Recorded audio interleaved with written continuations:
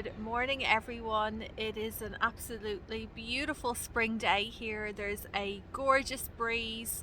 It's nice and warm. It's such a pleasure to be out in the garden. So I was thinking today what we could do is a garden harvest, because I have a few of those Turk's turban pumpkins that I grew last summer sitting in the house waiting to be used up, and I'm thinking I might make a garden fresh soup.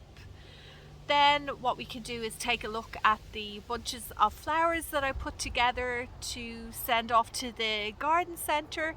For any of you who didn't watch last week's video, I've just started a new small business where I am growing cut flowers here in my garden to sell at a local garden centre. And then what else? Yeah, I have actually done a bit of work on the Dahlia patch. It's not looking as messy as it did last week. It's a brand new patch because I've got a lot of new tubers to go in the ground. And yeah, we'll just have a bit of a general look around. So please just sit back, relax for a few minutes, and let's get into it now. I still have a few pumpkins left over from what I grew last summer. Oh, great. I've just smashed some of the calendulas. It's okay, there's still plenty more there. Anyway, back to what I was saying.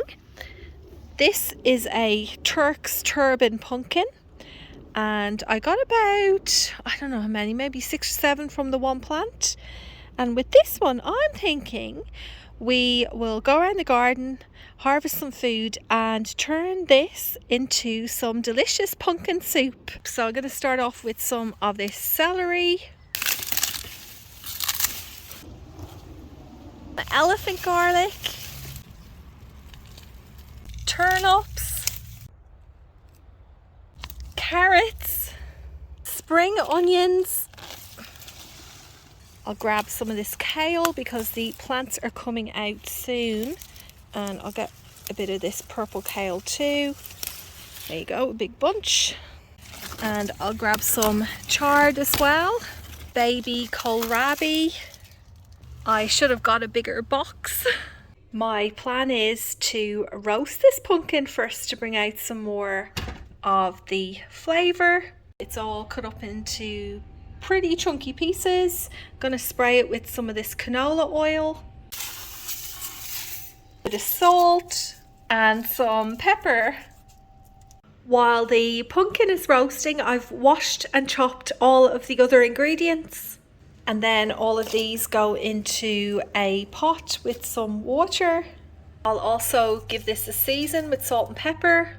I'm going to bring all of this to the boil and allow it to simmer for as long as it takes the pumpkin to cook. As this is beginning to heat up, I'll just give it a stir every now and then. Here's a piece of the elephant garlic, and remember, it's not a true garlic, it's actually more closely related to the leek family. So putting that whole head in isn't going to give it an overpowering perfume of garlic whatsoever. It's just going to be nice and subtle. I'm just going to add a bit more water. I don't think I put enough in there.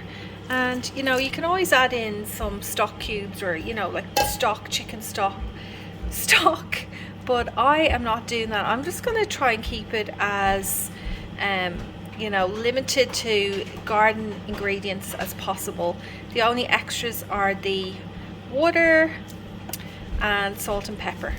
It's been about 40 minutes. I've just taken the pumpkin out of the oven. What I'll do now is I'll scoop out all of this flesh and add it into the pot with the veggies. That's the last of it. Let's go and blend this up. I think there's something wrong with my blender because it's making a really weird noise. Okay, let's keep on going. You know what? It's actually broken. It's not even spinning around. So I'm going to wait for this to cool down, and then I'll put it into the larger blender thing that I have. Okay, let's see how this goes. As you can see, it's very green. It smells great though. It's time to do a taste test.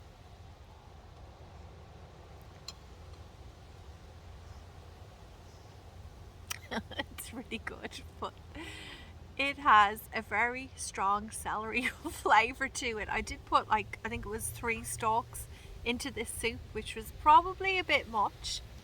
Um, it is green. I can't really taste the pumpkin, but I tell you, it really has a very fresh, punchy flavour. I really like it. What I might even do is cook up the other Turk's turban or a different pumpkin and add it in to kind of balance out the flavour a bit. Not that I'm any kind of chef or anything like that. Yeah, we'll see. But I'm telling you, it's really, really delicious. Here are the bunches of flowers that I'm about to drop off at the garden centre. I've got 4 in total this week. But once this garden really takes off, I will have a lot more flowers to be able to make a lot more of these. Like even in this little area at the moment, it's just covered in flower buds all along there. They are Spirea japonica. Sorry about that sun. See, absolutely covered in flower buds. And these are a beautiful cut flower. I have, like, what is that, like 50 or more stems. And then right behind them, this is a Dahlia bush. It's massive. I think I put this in one of the earlier videos on this channel, and it's taken a while for it to, you know, establish, but look at it now. It's huge. That's going to produce heaps and heaps of flowers for me. I priced my bouquets at $35 each, which I think is a fair price. I mean, you're getting quite a lot of stems per bunch.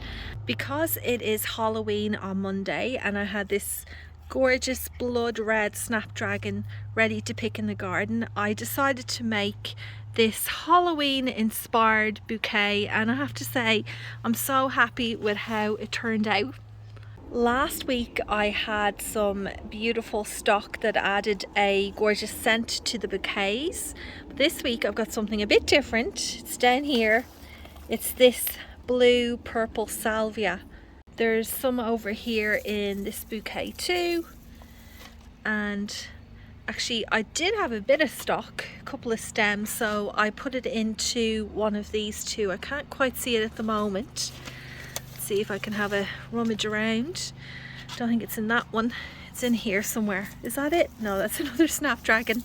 Anyway, you'll just have to believe me when I say that another one of these smells gorgeous. The greenery I used this week as well as last week is this beautiful wattle.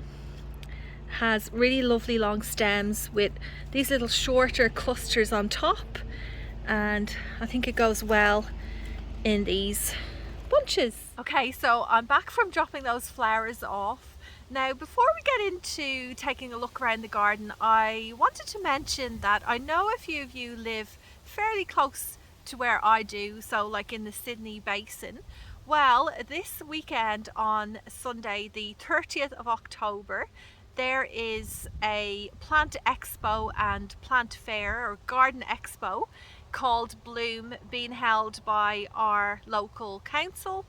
I'll put the info up here for you to have a look at, and maybe a link down in the description too if I can figure out how to do that.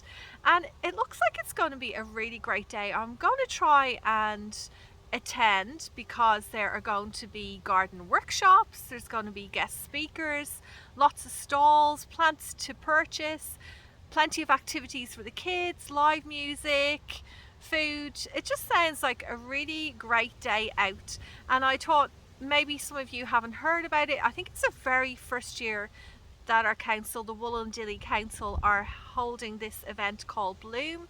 So yeah, if you're looking for something to do, I think it'll be worth the trip out this way. Look who's decided to join us. I was just here in this spot recording that little bit, and Snowflake came over and started scratching in. Oh, hello, excuse me. Excuse me, you're not like on near those blueberries, you cheeky chuck.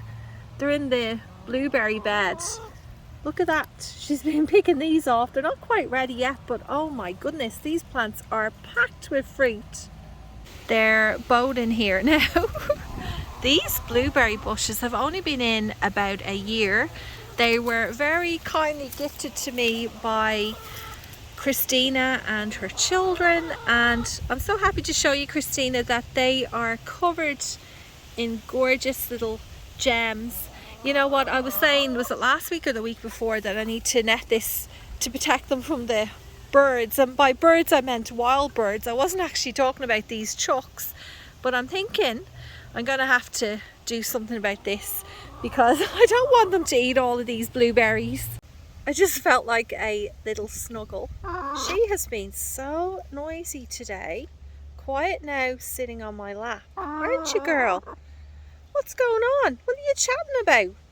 I'm over where the new dahlia patch is going to go in. Sorry it's so bright out. Usually I try and record these videos when it's more shaded, but can't be avoided today. So I do have a before shot that I'll pop up. It was very overgrown here. It still is really, in the raised beds that I need to do a huge amount of weeding on. But as you can see, there is a little bit of a transformation. It's all been cleared out now. I've laid down some sugarcane mulch and I've got this bed ready to put in some of the new dahlias. I haven't quite figured out how many dahlias I'm going to put in this patch and how I'm going to lay them out. I mean, I was thinking putting 3 across, but that will make it very difficult to reach in and harvest the flowers from the center row. I mean, I could just stick with 2, but the way things are in this garden, space is so precious. I'm thinking maybe I'll just make it work. If I do put 3 dahlias in a row, I'll somehow be able to get in there to the center ones. Here are all the dahlia plants that are waiting very patiently in their pots to be popped into the ground. And I'm hoping now, I hope I get this done during the weekend. I feel like every single week I say I have to get the dahlias done and I still haven't done it yet. But at least I know they're not struggling in here. They're looking pretty healthy. But there will come a time now where these pots will not be sufficient for them. So yeah, I have to get all of these in the ground. Plus I am making a bit of space for some of the dahlias that I dug up in the garden that actually just sprouted up by themselves. That'll be interesting to see what kind of blooms will come out of them. Don't forget that when you grow dahlias from the tuber, like dividing up the tuber, you will get flowers that are exactly identical to the mother plant. If you grow a dahlia from save seed, that is a different story. Oh, look at them now. Look at them. Digging around my dahlias. I actually have to cover these up way more. They're very, very exposed.